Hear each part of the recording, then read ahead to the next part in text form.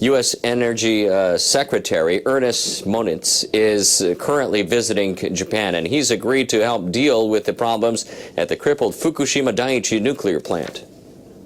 Moniz toured the plant on Friday, accompanied by Tokyo Electric Power Company President Naomi Hirose. He inspected equipment there, including wells used to monitor the spread of underground contamination and pumps for removing radioactive water close to the ocean. Moniz reportedly said U.S. Energy Department researchers are currently working on technologies to contain contaminated water, and they might be of help. Moniz and Hirose agreed to beef up technical cooperation in 5 fields. We have many obstacles to overcome at Fukushima Daiichi, such as the decommissioning and removal of used fuel rods. We're encouraged to be able to work together. TEPCO is still working on ways to identify exactly where radioactive water is leaking from and to keep track of the movement of contaminated groundwater. The crews are about to begin another operation that carries with it some risks. Nuclear regulators have approved a plan for them to remove spent fuel rods from one of the reactor buildings. More than 1,300 spent rods are being stored in a pool inside the building, along with about 200 that have not been used. Engineers want to start removing them in about a week.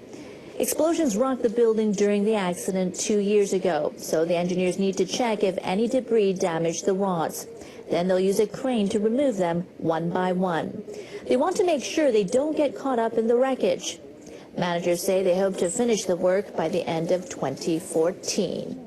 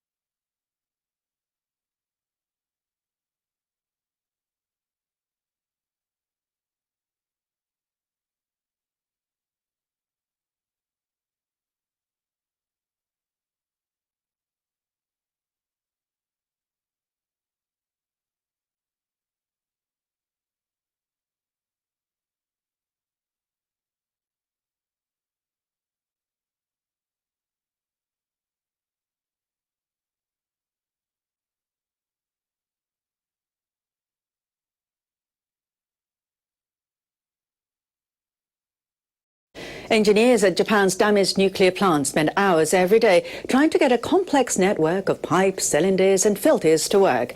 The Advanced Liquid Processing System, or ALPS, is designed to remove most radioactive substances from contaminated water at Fukushima Daiichi. The government is spending about $150 million to upgrade the system. Our latest installment of Nuclear Watch examines how ALPS would be used to tackle one of the biggest problems at the facility. Officials with plant operator Tokyo Electric Power Company say about 400 tons of groundwater seeps into the reactor buildings every day and gets contaminated. TEPCO workers have built nearly 1,000 tanks to store the tainted water, but they filled 90% of them. About 440,000 tons of wastewater is being stored in the tanks and in the basements of some buildings.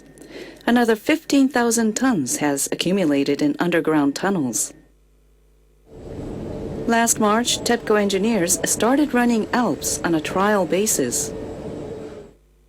It can remove 62 radioactive substances from water, but it can filter out tritium. The system has 3 operational lines. It can treat 500 tons of water a day at full capacity. But ALPS has been dogged by a series of malfunctions that forced engineers to shut it down. In June, some pre-treated radioactive water leaked from the system's stainless steel tanks. Salt and chemicals had eroded the containers, leaving small holes. And in September, engineers halted a test run because of human error. A worker had left a rubber mat inside a tank following an inspection, and the mat clogged the drain. TEPCO managers and government leaders are pinning their hopes on ALPS. NHK World's Taku Kunieda outlines the challenges they face. Some of the problems with ALPS result from malfunctions. Others happen because of human error. About 3,000 people work at the plant every day. 2/3 are subcontractors. They don't have good enough communication with TEPCO staff. This poor communication results in mistakes. Managers need to fix it urgently. Right now, workers are testing the system, and they say they hope to put it into full operation next year. They originally planned to start full operation last month, so they are already behind schedules. The government is helping TEPCO install a more sophisticated system to run in parallel. Once that's complete, the systems together will be able to treat 1,500 tons of water every day. Tritium is similar to hydrogen in terms of its physical properties. It moves easily with water. So if we get tritium inside our bodies, we generally experience with fluids. But there's no technology for taking tritium out of water. Still, the government allows higher releases of tritium than strontium, which also emits beta rays. Some experts say water containing tritium can be released without harming the environment, as long as the substance is diluted. Water treated by ALPS will still be stored in tanks for the time being. No one has come up with a permanent solution. Radioactive substances removed by ALPS will also be stored on site. Managers have not decided where they will dispose of those substances either. Once ALPS is in full operation, the next big challenge will be dealing with the tritium it cannot remove.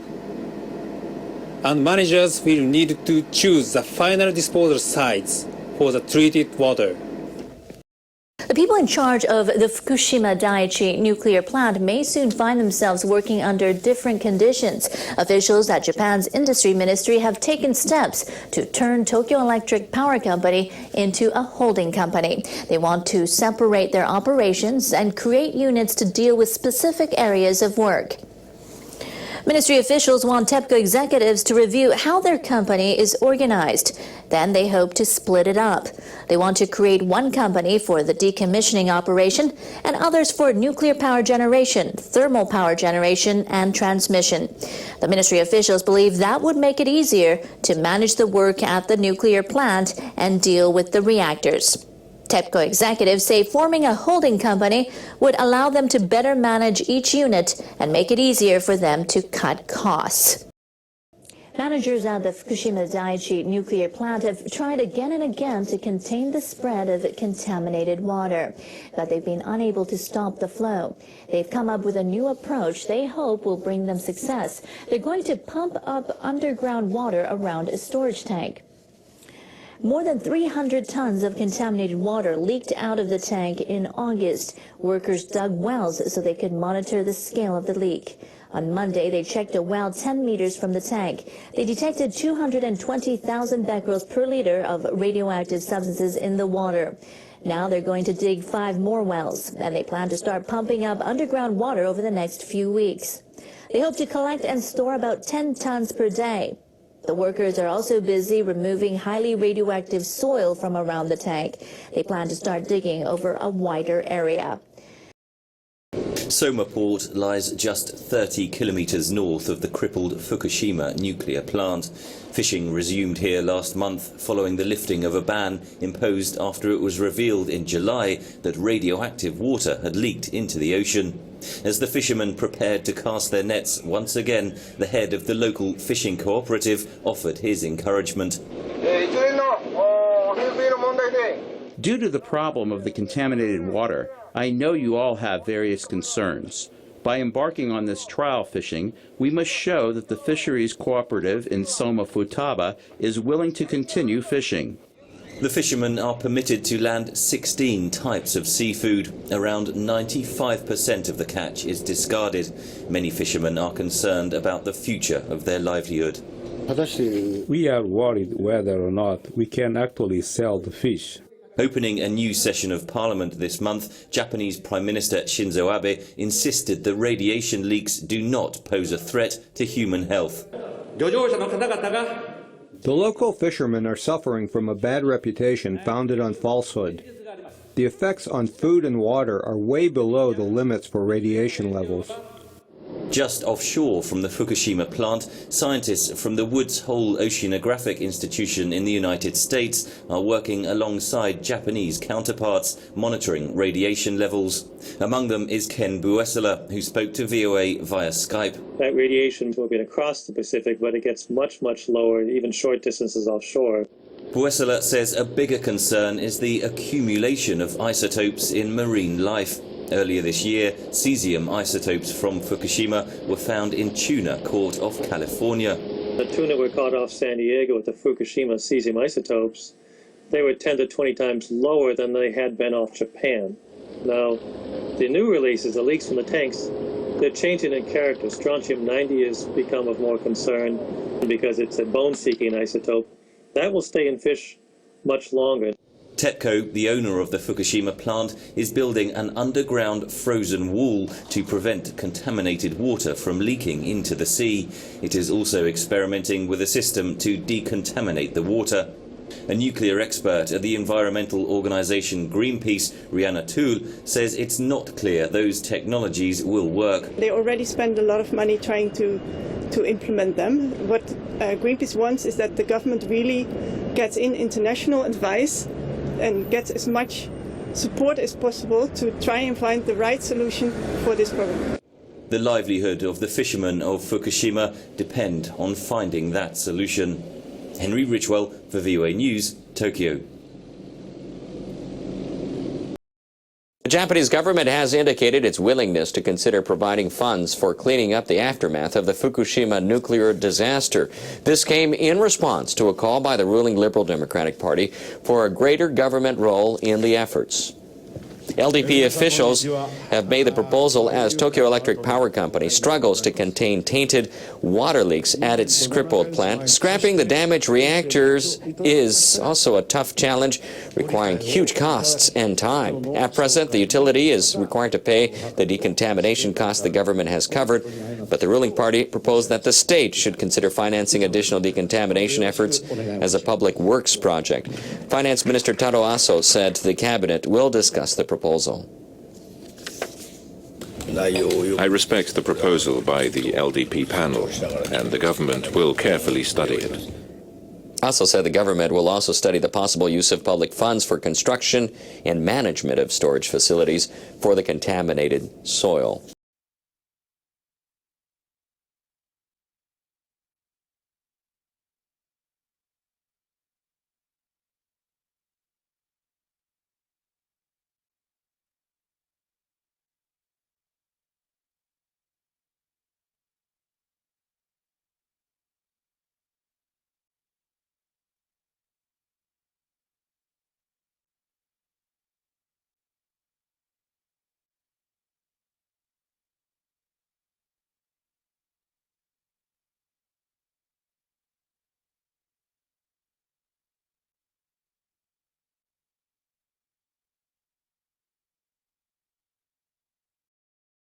All right, well, disaster prevention specialists say a major earthquake that's expected to hit central and western Japan could be more devastating than predicted. A powerful quake in the Nankai Trough out in the Pacific Ocean would unleash towering tsunami.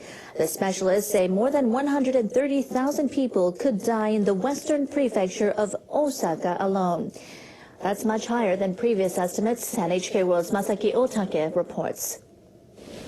Officials with the central government estimated that 323,000 people may be killed across a wide area of Japan if a major earthquake occurs in the Nankai Trough. They said 9,800 of the victims will be in Osaka Prefecture. But a panel of experts in the prefecture raised that forecast to more than 133,000. They assumed tsunami would inundate a much larger area. The map on the left shows the central government's flood projection. The panel's projection is on the right. The experts believe the flooded area could be 3 times larger. They say a powerful quake would trigger liquefaction at river embankments and cause more flooding. The new projections are raising new concern among people living in Osaka. The figure gives me the creeps. It's just unthinkable. But the experts say a quick evacuation could be key to reducing casualties. The tsunami are projected to take 54 minutes to reach coastal areas of Osaka Prefecture. It would take them 1 hour and 50 minutes to reach the city of Osaka. The experts say if people start evacuating immediately after an earthquake, the number of deaths would be greatly reduced, from more than 133,000 to fewer than 9,000. Kansai University professor Yoshiaki Kawata heads the panel. Most of the affected people would survive if they had relevant information and knowledge. The Osaka government plans to review its disaster preparations by the end of next March. It must first estimate damage to power, water, and other infrastructure, as well as the prefecture's economy. Masaki Otake, NHK World.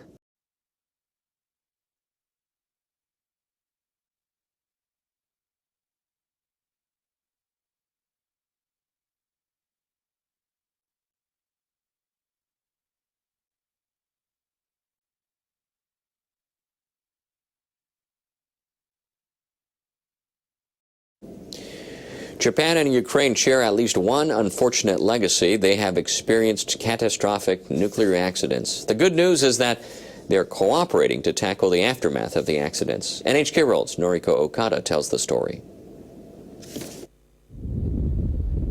This is the number 4 reactor of the Chernobyl nuclear power plant. In 1986, the reactor was blown apart, triggering a radioactive disaster that still continues.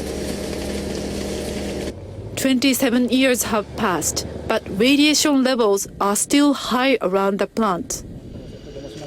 The Ukrainian government is constructing a new dome-like structure to cover the aging reactor. Many people remain unable to return home. In August, Japan's Foreign Minister Fumio Kishida visited the site. Japan wants to build cooperation with Ukraine as it fights to recover from its own 2011 Fukushima nuclear crisis. Japan is learning much from what Ukrainians experienced after the accident. As the two countries strengthen diplomatic ties, their citizens are also moving closer. The Chernobyl National Museum in Ukraine's capital, Kiev, is dedicated to the nuclear disaster.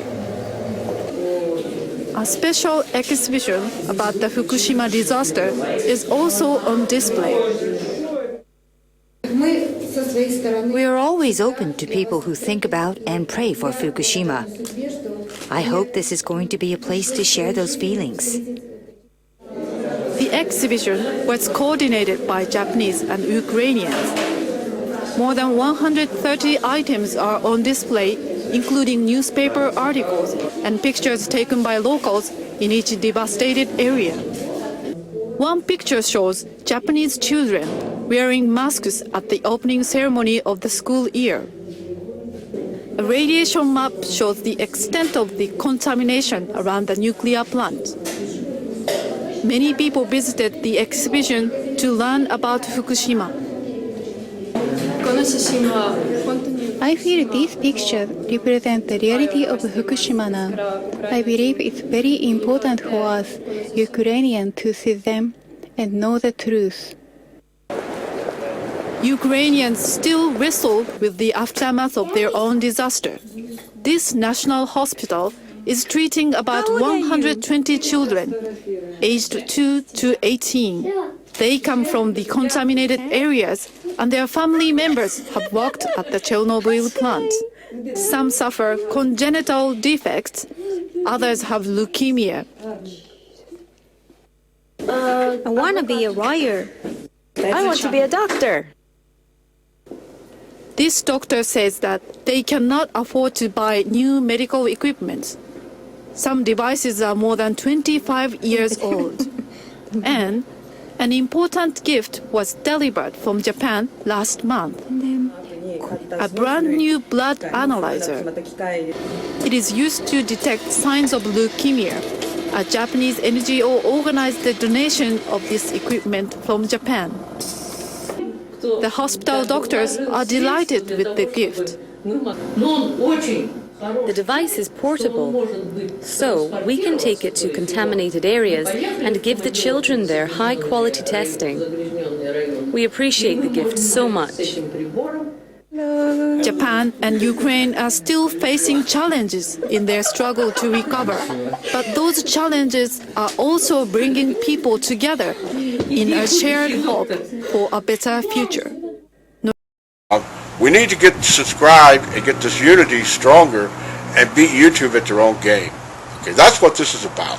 Like I say, go to the Remix button, hit the Remix button. That way you'll have this video and keep up with this. Otherwise, YouTube's just going to control us, guys, and it's really bad.